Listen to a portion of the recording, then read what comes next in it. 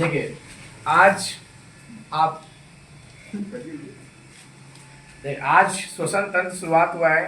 श्वसन तंत्र जैसा कि आप लोग जानते हैं, श्वसन का मतलब होता है जो आप सांस लेते हैं और छोड़ते हैं, उसी में जो भी तंत्र आपका, जो भी ऑर्गन आपका काम करता है, उस सभी ऑर्गन के समूहों को हम क्या कहते हैं? श्वसन तंत्र।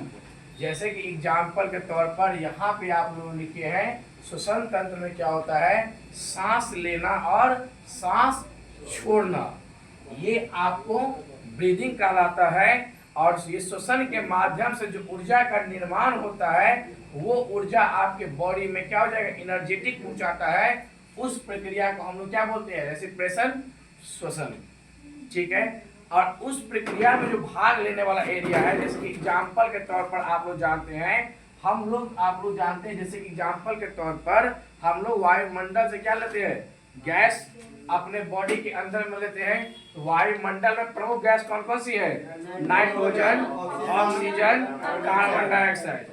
ये तीनों गैस जितना आप लोग लेते हैं वैसे ही आप लोग छोड़ते भी हैं। लेकिन आप जानते हैं जो ऑक्सीजन आप जो इंटर करता है आपके बॉडी में, तो ऑक्सीजन बॉडी में आपका क्या होता है? खर्च हो जाता है। इसका मतलब जितना हम ऑक्सीजन लेते होंगे, क्या उतना ही ऑक्सीजन छोड़ते होंगे?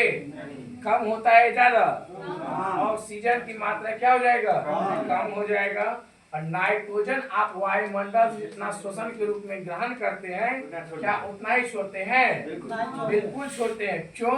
क्योंकि आपको नाइट्रोजन आपका रक्त में विलय नहीं होता है।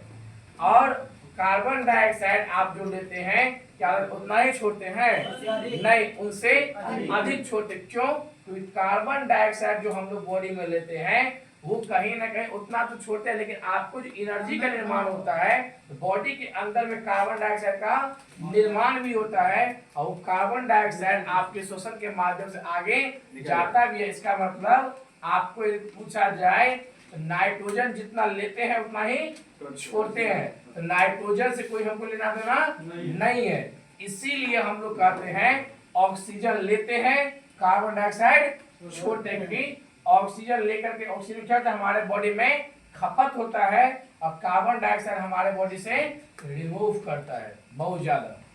इसीलिए इसी प्रक्रिया को हम लोग क्या बोलते हैं? श्वसन। लेकिन इसकी प्रक्रिया में भाग लेने वाला चीज कौन कौन सा है? तो यहाँ पे देखिए आपको, तो पहला क्या, आपको वायु लेते हैं। वायु कहाँ जाता है? नाक के माध्यम से, नासिका के माध्यम से कहाँ प्रवेश करता है? आपके श्वास नली में। श्वास नली के माध्यम से कहाँ प्रवेश करता है? आपको फेफड़ा में। फेफड़ा के माध्यम से कहाँ प्रवेश करता है? आपको रुधिर में। रुधिर के माध्यम से आप क्या होता है? हीमोग्लोबिन के माध्यम पूरे बॉडी में। देखिए आप जैसे ही सांस लिए, तो सांस नासिका से लेकर के, नासिका में आप लोग जब नासिका से नीचे की तरफ नली जो होता है, उस नली को हम लोग क्या बोलते हैं? श्वास नली, ट्रेकिया। और श्वास नली में आप लोग जानते हैं, उसी में आपको एक भोजन का जो नली होता है उसे कहते हैं ओसियोफेगस। ओसियोफेगस हिंदी में क्या कहते हैं? ग्रास नली। ग्रास नली और श्वसन नली के बीच में आपको एक रहता है एपिग्लोटिस नामक, जो आपको भोजन और श्वास को रोकता है। वो आगे आपको लिखिएगा। इसका मतलब आप जो सांस लेते हैं नाक के, नासिका के माध्यम से, वो कहाँ पे? श्वास नली के माध्यम से कहाँ पहुंचता है? फेफड़ा में। और फेफड़ा में आप लोग जो पहुंचता है, तो वहां पे जो आपको ऑक्सीजन और कार्बन डाइऑक्साइड और नाइट्रोजन आपका रक्त में क्या होता है? विलय नहीं होता है, तो पुनः वापस चला जाएगा। और कार्बन डाइऑक्साइड को पुनः क्या कहता है? वापस कर देता है। क्यों? क्योंकि कार्बन डाइऑक्साइड आपके बॉडी में बंद निर्माण होता है, और कार्बन डाइऑक्साइड बॉडी से निर्माण होने वाला कार्बन डाइऑक्साइड